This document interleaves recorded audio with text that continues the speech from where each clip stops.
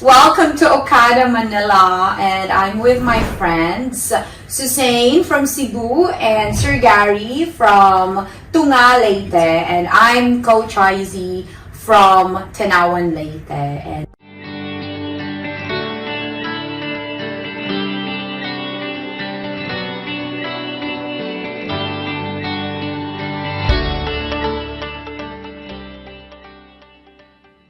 nandito tayo para i-share natin sa ating mga kababayan all over the globe on how we have transformed our lives from nothing into, getting this kind of progress that we have achieved.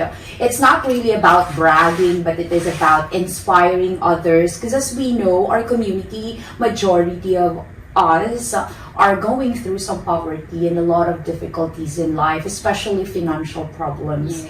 Diba, no? So, we are here to inspire you guys na katulad nyo lang kami dati.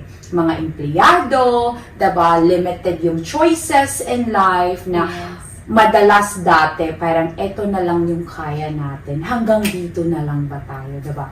So, we have changed that. Kaya nga, we're taking this video. And I hope that you will watch until the very end. No? So, how we started as Punko-Punko girls into what? Diba? Into Okada girl. Into Okada girls, having breakfast, in-room dining, breakfast, and, all that sort of luxurious accommodation that we are now able to afford. But yun yung gusto natin i-share. How? Diba? Kasi napakasarap ng buhay if we are going to do something about our situation. And I believe the one that will motivate us is, achieving progressive progress. There's no really end until, it's the end of our lives. True. Diba? So, kailangan lang enjoy natin ang process. So, I would like to start with the multi-awarded mentor, Coach Gary. Gary B. Yes, Gary B, the owner of Bingo Farm in Tunga, Leyte, and he's actually developing a lot more of, farm resorts. Is that correct? Yeah. And, yes, and also he has just recently received an award from Go Negosyo. If you can just, share with us, Sir Gary, kasi I loved also, the catch-up that we have had. I've learned a lot from his experiences. Alam mo yun, na talagang nakakatawa. Na alam kong pinagdadaanan ng marami. Oh, diba? Yeah. I think ang stories naman natin are actually not different from anybody else. Magkaiba lang siguro tayo ng let's say, directions, magkaiba lang tayo ng intensity. Yes. But at the end of the day, lahat ng sinusolusyon na natin problema are actually the same. No? I am a former OFW for 7 years. I started working when I was 19 and it was really hard. It was tough life, no? But pag hindi ka dumaan sa mahirap na proseso, you will not be like diamonds, eh. Correct. You'll not shine. You'll not shine. Pressure makes diamond. Yes. And so, same thing with you guys. My life was, I mean, kung hindi ko pinagdaanan yun, I will not be very happy kung i-imaginein mo siya before, no? So, from OFW, enjoying the life of a luxurious lifestyle, syempre, when you're in other country, which are more progressive than the Philippines, of course, you enjoy. Halos hindi ka makaapak ng lupa, ng damo, you experience these things. And going back to the Philippines and in Leyte particularly, I transformed myself to become a farmer. No. Not just a regular farmer. Yeah, but AGRIPRENUER. Yes. We have this new term, farmers we should uplift the lives of farmers, and every day we should thank them that we are alive as they, minsan yun sila ang ating huling nakakalimutan.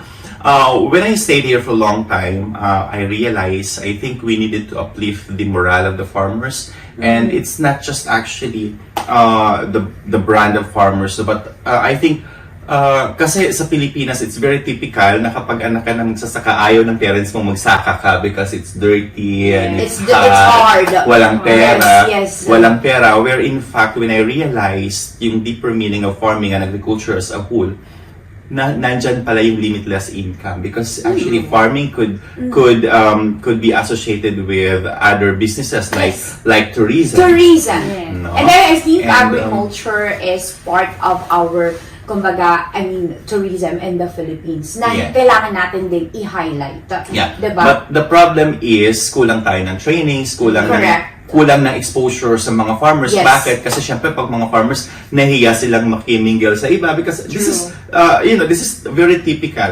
I remember one time I attended a convention and farming summit in MOA for the very first time, like 6 years ago. Imagine, we were in one line, 30 kayo.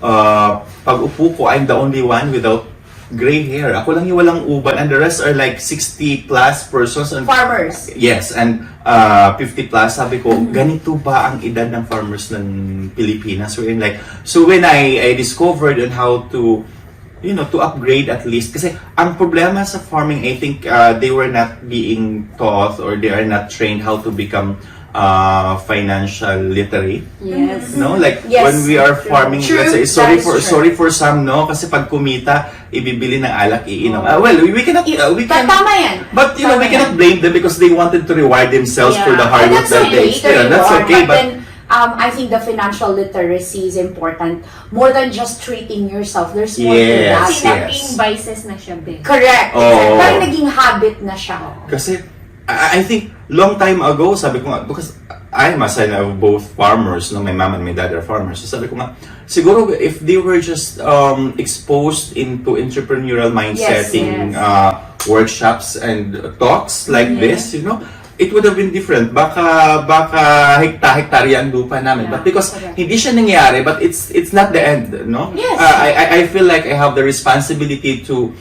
You're on a mission. Yes, You're on a yes. calling. That's why you always told me you are a philanthropist. Yeah, well, I'm claiming it because parang hindi na ako kumikilos nang hindi sila kasama. And I'm so happy because naipamumulat ko sa farming community ngayon on how to limitlessly discover where they can actually earn from farming. Kasi when we say farming, for example, nagtanim ka ng palay, you cannot harvest palay overnight. You may waiting period ka. What to do while waiting for the harvest? Paano kikita yung farmer? Diyan natin sila binibigyan ng opportunity makarealize. Ano pwedeng, for example, nag-harvest yung uhot or yung rice straw, 'di ba? Susunugin lang sa pwede siyang gawing parang materials to grow mushrooms. Or pwede siyang pang-degos. Ang daming pwedeng gawin. So innovations. Yes, ang problema lang siguro dahil may pagkukulang siguro ng support.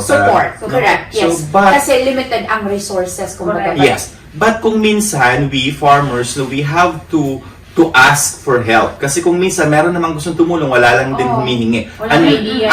Walang challenge. Walang alam sa kung ano yes. yung need. At saka kung hindi malaman ng nasa kinauukulan kung ano yung kinakailangan ninyo to earn more from this communication. Yes. So, communication. yes.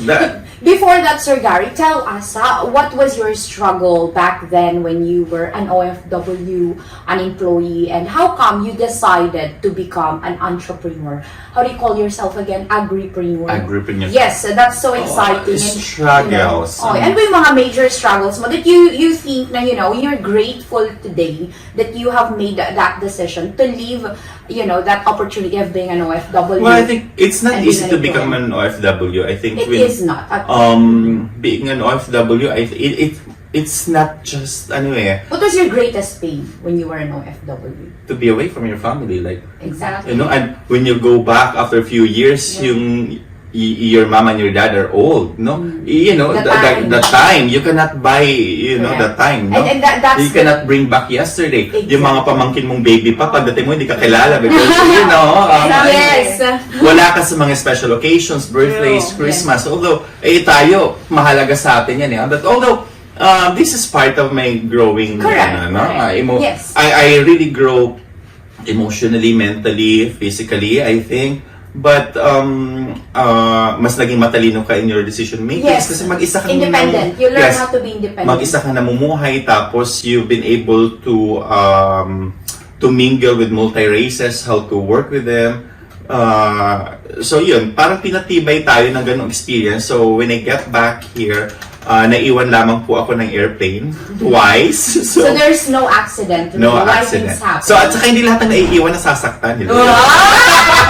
I love that. Hindi lahat na naiiwan nasasaktan. Turn your pains into glory. I mean, Yun, perfect. yes, so when I get back here, sabi ko, and I have nowhere to go. As an OFW, pag matagal kang nawala sa Pilipinas, pagbalik mo, you have no connections. Correct. Exactly. You even have no friends. Correct. It's like you start from scratch again. Yes, so you have to rebuild yourself, train yourself. So it's an everyday struggle. It's actually not, I am calling it a challenge. And it's a continuous learning every day na sino ang pwede kong kausapin sa ganito. You have to accept that you do not know everything. But I love that. Stop the I know it all attitude. Because Yes. sometimes it gets in the way for us to achieve growth in life. And I believe we all go through that stage na feeling natin, we can do it all on our own.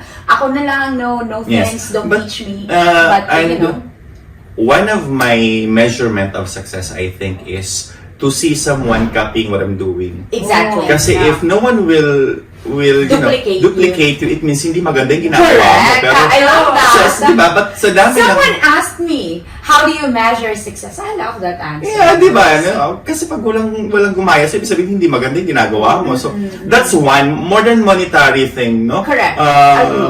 Kumbaga bonus lang yung monetary. Oo, kasi For us entrepreneurs, to us, money is only a tool to make what you're doing sustainable. yes.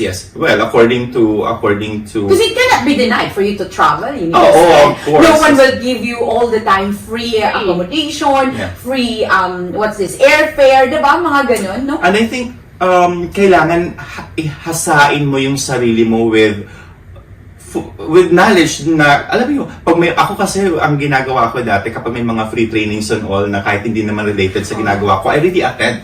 Because that's kumbaga, stock knowledge mo yan eh. Hindi mo siya magamit bukas, pero the next day magagamit at magagamit mo siya. And so, ang difference, so when I was, going back when I was working abroad, every time na magbabakasyon ako, well, for that 7 years, twice lang naman ako nagbakasyon. Laging nasa bucket list ko na lumibot at least mapuntahan ng Boracay, ang Palawan, ang Cebu. Because I've never been there. Diba? Single. Oo, yes. Kasi my friends abroad are Westerns. More of them are Westerns and they are travelers. Pag nakita-kita kami over coffee, ang pinag-uusapan nila Palawan. I've never been there. So it's a shame, no? So ako Imagine if you own a business back then that involves in travel and tour business. Yun yung sinasabi that in travel and tour business, there's no hard selling involved. Correct. Because it's a demand all over the globe. Yes, true. Kumbaga, sila na yung lumalapit sa'yo, but then, kung meron kang may offer, automatic. So, ako ginagawa ko dati bago kami, kasi I'm an ambassador for Internation. So usually, kapag may bagong foreign workers in Jeddah, in Saudi Arabia, we usually invite them and then we give them tips on how to live in Saudi Arabia because we expats needs to help each other kasi nasa bansa kaming hindi gaanong malaya, maraming restrictions and basta maraming, imagine in Saudi. So, we help each other. So, I'm one of the ambassadors for Internation. So, usually nag-gather kami in one cafeteria, then we talk with each other.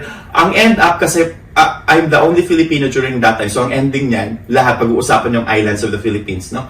So, it's always a struggle for me kasi kailangan ko muna magbasa bago umattend ng event kasi I've been to Bohol, hindi ko alam kung ano makikita sa Bohol. Ano ba yung size ng tarsier? Hindi ko alam. I can only market Leyte, pero yung Leyte hindi ko gaano na-explore.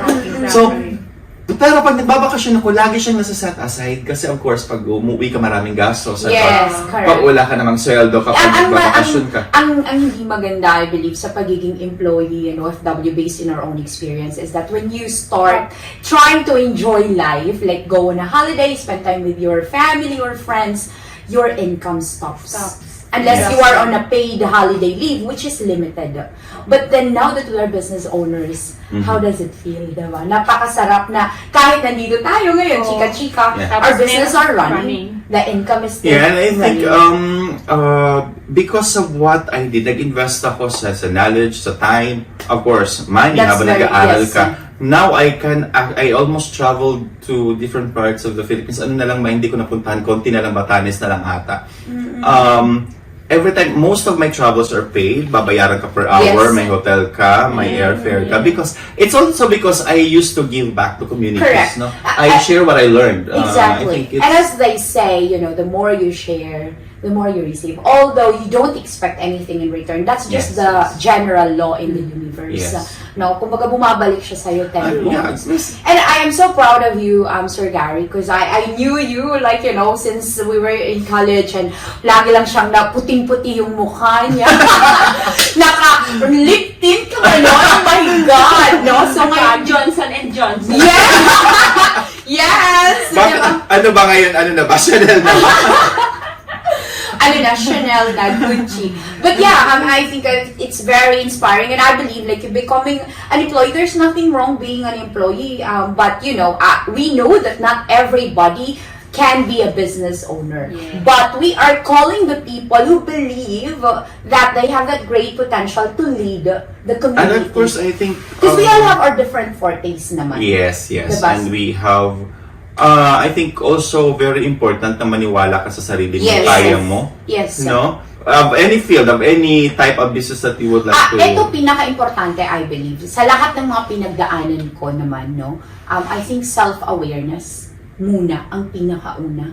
Like knowing what you want, knowing Yes. why you want to do what you want to do.